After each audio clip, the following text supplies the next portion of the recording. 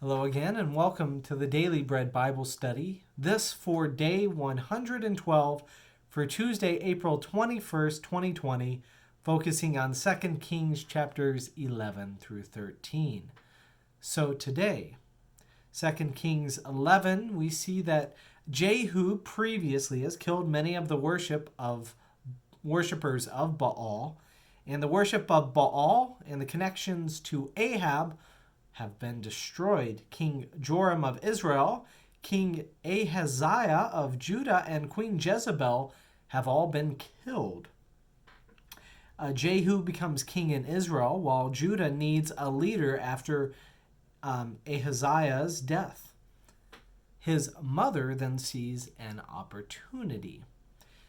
2 Kings 11:1 says, "Now when Athaliah, Ahaziah's mother, saw that her son was dead, she set about to destroy all the royal family." So why is she killing off her own relatives? Well, the idea is if all the male relatives and male heirs are gone, she can take the throne. So through destroying all these male heirs, she's making the way for her dominion. And Athaliah kills most of the king's children, with the exception of Joash, the son of Nibai of Beersheba, and also of Ahaziah, her own son. So this would be her grandson, Joash. He gets hidden by his aunt, and his aunt saves him. After 7 years in hiding, the priest Jehoiada instructs off-duty soldiers to keep watch over the remaining male heir to the throne. And at that time, Jehoiada takes young Joash and anoints him king of Judah. The self-proclaimed Queen Athaliah comes to see what the noise is about in the temple of the Lord and calls out, "Treason! Treason!" For the deaths of her grandchildren, Athaliah and her followers are killed outside the house of the Lord. Thus, the last major supporter of Baal and also the last daughter of Ahab and Jezebel is dead. At the age of 7, young Joash, also called Jehoash, is king.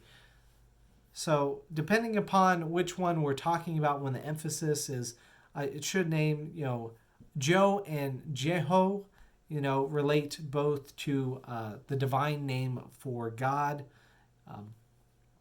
We as Christians call him,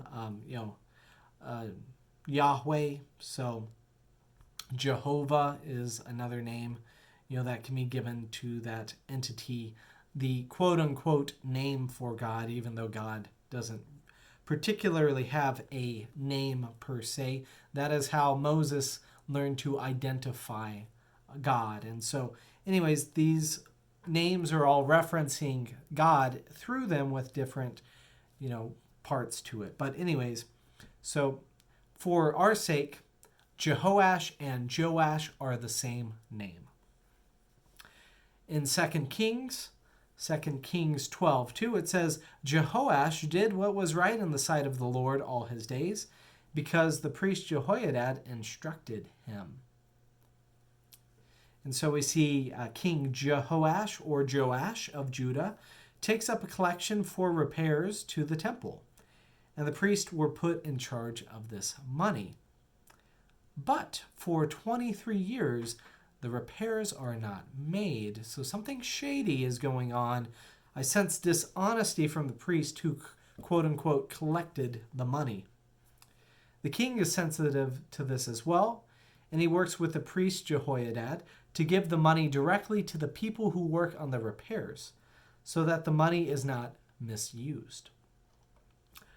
Unfortunately, in the midst of this, the plans don't go very well, since King Hazael of Aram again comes to war with God's people. And in order to prevent utter destruction, King Jehoash gives up everything he controls in tribute as far as gold goes. So the gold is gone. This may be why a conspiracy arises and kills Jehoash, king of Judah.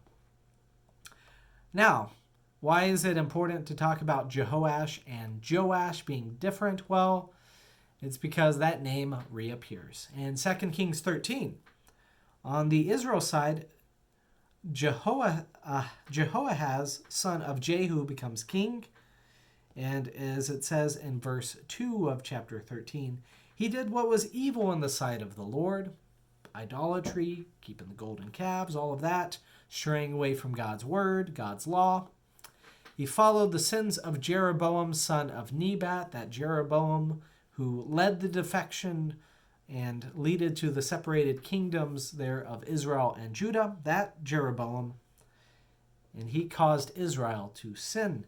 He did not depart from those ways.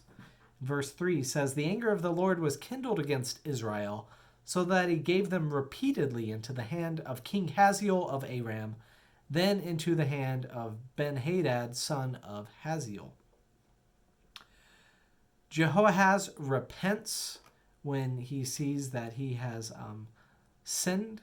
And so God turns away from the complete destruction at the hands of the Arameans, but only a very small army is left at the end of his reign. His son, whose name happens to be the same as the other king, will succeed him. Thus, Jehoahaz, king of Israel, has a son named Jehoash. Yes, it is confusing. Thus, the king of Israel and the king of Judah, again, both have the same name. This is not the first time that they have shared names. Unlike his counterpart in Judah, the king of Israel does what is evil in the sight of the Lord, because the king of Judah did what was right in the sight of the Lord. So this Jehoash does what is evil in the sight of the Lord. Jehu may have gotten rid of the line of Ahab, but the problems of false worship persist. This idolatry continues through the aforementioned King Jehoash of Israel, and they carry on through his son and threaten the nation. His son Jeroboam II will continue in the wayward tradition as he inherits the kingship as well. Finally, in an additional blow to those who follow God, the prophet Elisha's health is declining. In a seemingly symbolic encounter, the prophet meets the king of Israel, who is despairing about the few numbers in the army. And the prophet Elisha, on his deathbed, instructs him to shoot an arrow out the window. The king listens and shoots the arrow, and Elijah proclaims that this arrow is the Lord's victory over Aram. The prophet then tells the king to take arrows and strike the ground, and the king does it 3 times. The prophet Elisha becomes upset, saying if he would have done this more, 5 or 6 times, Aram would have completely been wiped out. But instead, Aram is said to have fought with Israel all the days of the king's life. Now those 3 arrows, which were symbolic of the Lord's victory, it's 3 notable victories that come in reclaiming lost land. So we get to see that the king there has success, even as Elisha eventually dies.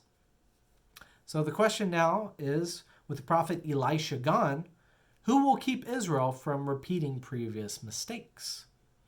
We will see more about that coming up next